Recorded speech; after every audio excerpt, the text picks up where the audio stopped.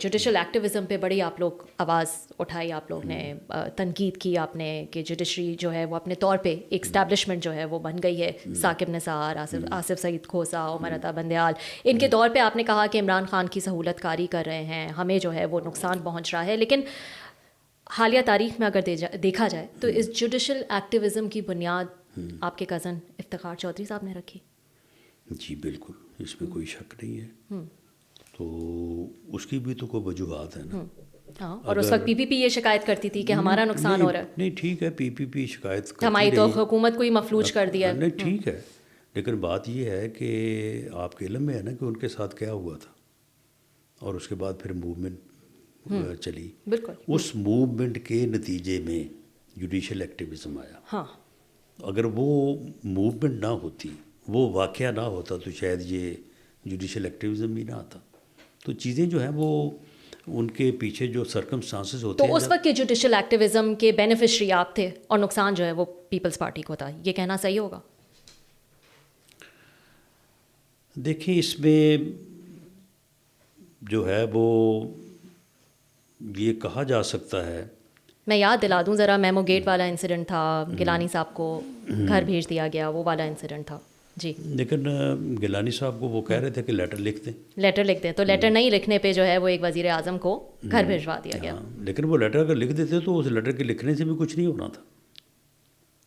تو یہ درست ہے کہ اس وقت پیپلز پارٹی اور ہمارے درمیان جو ہے وہ کوئی اتنا اچھا تعلق نہیں تھا، اور اس میمو گیٹ کے میں پی ایم ایل این جو ہے وہ آن دی ادر سائڈ تھی.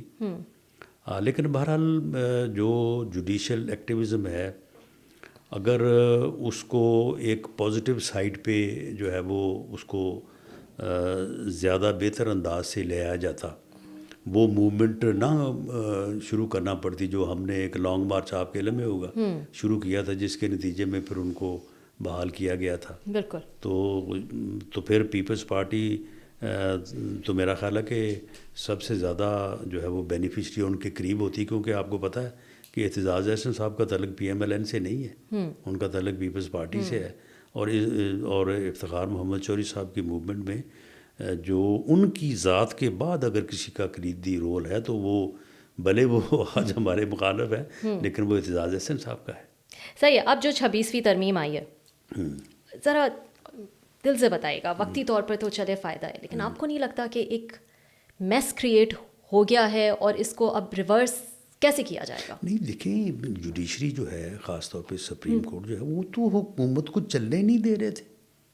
58(2)B جو ہے وہ پارلیمنٹ نے ختم کی، تو جوڈیشری نے جو ہے وہ 58(2)B جو ہے وہ اسٹیبلشمنٹ کے کہنے کے اوپر کیا کرتے رہے ہیں. ثاقب نثار صاحب کیا کرتے رہے ہیں، اپنا آصف سعید کھوسا صاحب. تو سیٹسفائیڈ ہیں آپ 26ویں ترمیم سے؟ دیکھیں 26ویں ترمیم جو ہے، ہم نے تو کوشش یہ کی تھی کہ کانسٹیٹیوشنل کورٹ بنے. کانسٹیٹیوشنل کورٹ اس ملک میں بننی چاہیے. یہ چارٹر آف ڈیموکریسی میں اس وقت کی پولیٹیکل فورسز نے سبھی شامل تھے، عمران خان صاحب بھی بیچ میں شامل تھے. تو یہ فیصلہ جو کیا تھا کانسٹیٹیوشنل کورٹ کا، یہ صحیح فیصلہ تھا، اور کانسٹیٹیوشنل کورٹ ہونی چاہیے. ورنہ آپ مجھے بتائیں کہ اس قسم کے کیسز کے علاوہ یہ کام ہی کوئی نہیں کرتے، اور آپس میں ایک دوسرے کو لیٹر لکھ کے جو ہے وہ آپس میں گروپنگ ہوئی ہے، 7 ایک طرف ہے، 8 ایک طرف ہے. تو اس صورتحال میں کانسٹیٹیوشنل کورٹ کا بننا جو ہے وہ وہ تو نہیں بنا. اب مجھے بتائیں نا، اب جو کورٹ بناتے جو ہے نا وہ کانسٹیٹیوشنل بینچ کے اوپر بات آ کے رکی ہے. اور پھر آپ اس سے سیٹسفائیڈ ہیں؟ جو اس وقت اختلافات یا جو بھی ہیں وہ تو حل نہیں ہوئے، اور یہ آج شاید آپ کو فائدہ ہے، کل آپ حکومت میں نہیں ہوں گے، آپ کو نقصان ہوگا. تو نہیں دیکھیں، جو یہ تو بہت ہی وقتی فائدہ ہے. کانسٹیٹیوشنل بینچ جو بنا ہے وہ کیا کوئی جج ہم گھر سے لے آئے ہیں؟ اسی جوڈیشری کا حصہ ہے نا. ابھی تو جو نئی انڈکشن ہو رہی ہے، ایلیویشن ہو رہی ہے جو، وہ تو ابھی ہونی ہے. تو یہ تو سارے جو ہیں وہ پرانے ججز ہیں. تو کانسٹیٹیوشنل کورٹ اگر ججز کے درمیان اگر کوئی اختلاف ہے، جو کہ اس وقت بھی جو ہے وہ چل رہا ہے، بالکل اپنے عروج پہ ہے شاید، ہاں، تو انہیں چاہیے کہ وہ بیٹھ کے اس کو ریزالو کریں، بیٹھ کے اس کو طے کریں. لیکن رانا صاحب، آپ کو نہیں لگتا کہ اختلاف میں جو ہے وہ مزید شدت 26ویں ترمیم کی وجہ سے آئی ہے؟ کہ کانسٹیٹیوشنل بینچ میں کون ہوگا کون نہیں ہوگا, کون سا کیس ریگولر بینچ سنے گا, کون سا کیس کانسٹیٹیوشنل بینچ سنے گا, چیف جسٹس جو ہے وہ پارلیمانی کمیٹی ڈیسائیڈ کرے گی کون بنے گا, سینیورٹی پرنسپل ختم کر کے.